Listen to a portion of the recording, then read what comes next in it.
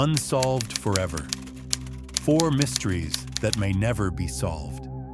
Some mysteries aren't just unsolved, they seem immune to answers. These 4 real cases stretch from the forests of Germany to the quiet lakes of Finland.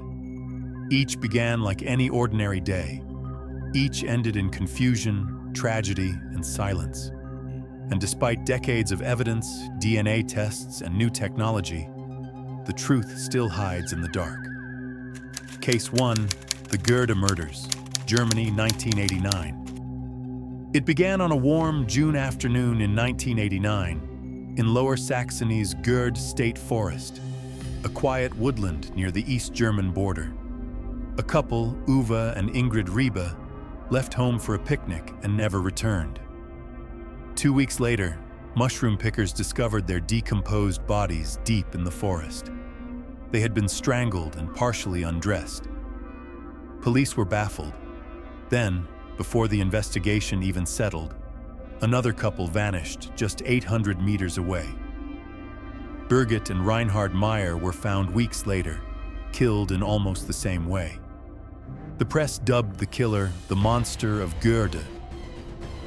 Investigators identified a suspect, Kurt Werner Wichmann, a car mechanic and known criminal who lived nearby. When police searched his home in 1993, they found hidden rooms, restraints, and weapons. Days later, Wichmann took his own life in prison. For decades, the case lay cold until 2017, when new DNA analysis linked Wichmann to at least one victim. Yet prosecutors admit they still can't prove he acted alone, or even that he was the only killer. 3 decades on, the Göhrde forest remains a place where answers are buried deeper than the roots. Case 2, disappearance of Conor and Sheila Dwyer, Ireland, 1991. On 1st May 1991, Conor and Sheila Dwyer, a well-liked couple from Fermoy, County Cork, attended a funeral mass at the local church. Friends saw them leave in their white Toyota Cressida around 3 p.m. That was the last confirmed sighting. When family couldn't reach them, police checked their home. Everything was in order. No sign of struggle, no valuables missing. The car was gone, and so were they. Searches across Cork and neighboring counties brought nothing. No witnesses, no bodies, no car. Over the years, rumors ranged from a tragic accident to voluntary disappearance, even abduction. Yet no evidence supported any theory. Their bank accounts remained untouched, passports never used. Detectives described the case as like they were swallowed by the earth. In 2024, Göhrde reopened the case with modern forensics, appealing to new generations of witnesses. Still, more than 3 decades later, the Dwyers remain missing, leaving behind a family with no answers and a town that still whispers their names. A lifetime shared, a routine day, and then nothing. Sometimes the most haunting mysteries aren't about what we find, but what's left behind. Case 3, murder of Alistair Wilson, Scotland, 2004. Sunday evening, 28th of November, 2004. In the quiet seaside town of Nairn, bank manager Alistair Wilson was reading bedtime stories to his sons when the doorbell rang. His wife, Veronica, answered.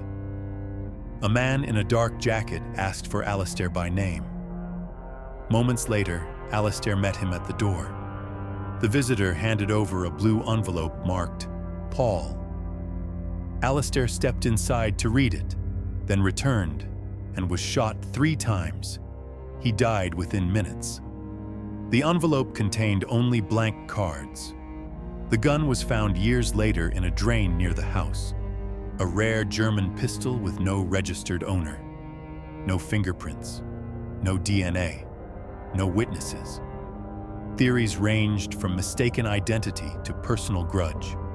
Every lead collapsed under scrutiny. Even today, police say they're not sure of the motive. For Alistair's family, 2 decades of waiting have brought only questions. Who was Paul?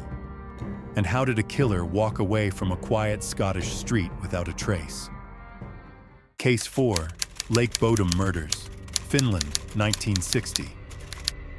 It was the morning of the 5th of June 1960 when a fisherman approached a small camp at Lake Bodom near Espoo, Finland. He found a scene so shocking it would haunt the nation for generations. 3 teenagers, Mila Irmeli Björklund, Anja Tuulikki-Maki, and Seppo Boisman, had been stabbed and bludgeoned to death inside their tent. A 4th, Niels Gustafsson, was severely injured but alive. Their belongings were scattered, the tent collapsed, motorcycles parked neatly outside. The killer struck in the dead of night and vanished. Police questioned hundreds, including a local man seen near the lake, but no solid evidence emerged. In 2004, 44 years later, survivor Niels was charged with the murders based on new forensic tests, but acquitted. The court found the evidence inconclusive. The case remains open, and Lake Bodom has become a symbol of Scandinavia's darkest mystery, a crime that seems to float forever on still waters. To this day, locals say the wind around the shore carries whispers of what really happened that night. 4 cases, 4 different countries, and not one final answer. A forest, a couple, a doorstep, a lake, all bound by silence. Which of these mysteries stayed with you the most? Share your theory in the comments below.